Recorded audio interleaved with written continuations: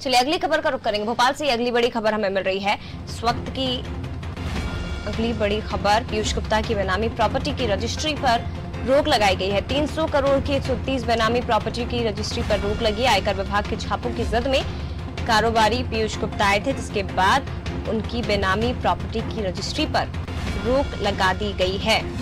तो 30 नई संपत्तियों की जानकारी आयकर विभाग के हाथ लगी थी, जिसके बाद 300 करोड़ की 130 बेनामी प्रॉपर्टी की रजिस्ट्री पर रोक लगाई गई। बेनामी प्रॉपर्टी की रजिस्ट्री पर रोक लगाई गई है। तो आयकर विभाग के छापों की जद में कारोबारी पीयूष गुप्ता आए थे, जिसके बाद ये जानकारी इस वक्त निकल कर आ रही है कि उनकी बेनामी प्रॉपर्टी की रजिस्ट्री पर रोक लगाई गई है।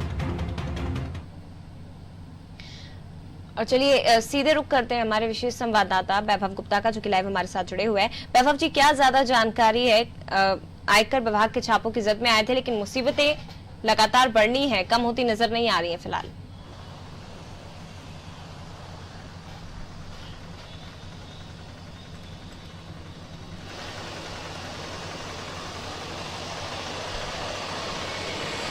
बिल्कुल जो है, आपसे कुछ दिन पहले फेज ग्रुप ऑफ कंपनीज के जो दफ्तर हैं वहाँ पर छापेमार कार्रवाई की गई थी। राघवेंद्र सिंह तोमर इसके संचालक बताए जा रहे थे और राघवेंद्र सिंह तोमर के साथ पीयूष गुप्ता ने मिलकर 130 से ज़्यादा प्रॉपर्टीज़ खरीदी थी बेनामी रूप से। पीयूष गुप्ता चूड़ी वाले के नाम से जाने जाते हैं, चौक बाजार में उनका घर भी है।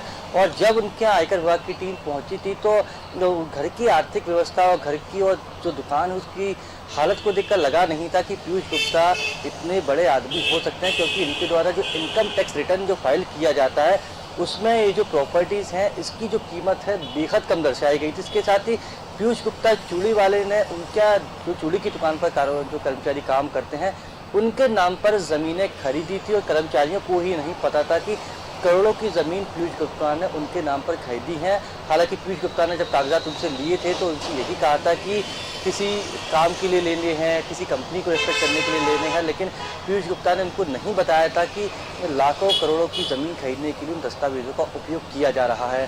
तो ये जो बेनामी संपत्ति है इनको अटैच कर दिया गया और अब सरकार के द्वारा, माफ़ कीजिएगा, अब आयकर विभाग के द्वारा इसी विषय पर कार्रवाई की जानी है, ताकि इन संपत्तियों के बारे में ही आयकर विभाग के साथ पूछताछ की जा रही है। पड़ताल करने की कोशिश की जा रही है कि किन अधिकारियों ने, किन राजनेताओं ने पीयूष गुप्ता के साथ मिलकर प्रॉपर्टी में निवेश किया था। चूंकि ये बेनामी संपत्तियां हैं तो बेहद महत्वपूर्ण हो जाता है, क्योंकि फेथ ग्रुप ऑफ कंपनीज की जितनी भी संपत्तियां हैं उनको अटैच करने की कार्रवाई भी आयकर विभाग के द्वारा की जा रही है। पीयूष गुप्ता से भी लगातार पूछताछ की जा रही है और आयकर विभाग की कोशिश है कि शायद कुछ और संपत्तियों के बारे में भी जानकारी मिल सके, क्योंकि 130 करोड़ की बेनामी जो संपत्ति थी, 300 करोड़ की संपत्तियां थी, इसके बारे में तो जानकारी मिल चुकी है और अभी भी पड़ताल जारी है। और ऐसी उम्मीद जताई जा रही है आयकर विभाग के द्वारा कि अभी भी कुछ और बेनामी संपत्तियां हो सकती हैं जहां पर अधिकारियों ने, राजनेताओं ने पीयूष गुप्ता के माध्यम से निवेश किया।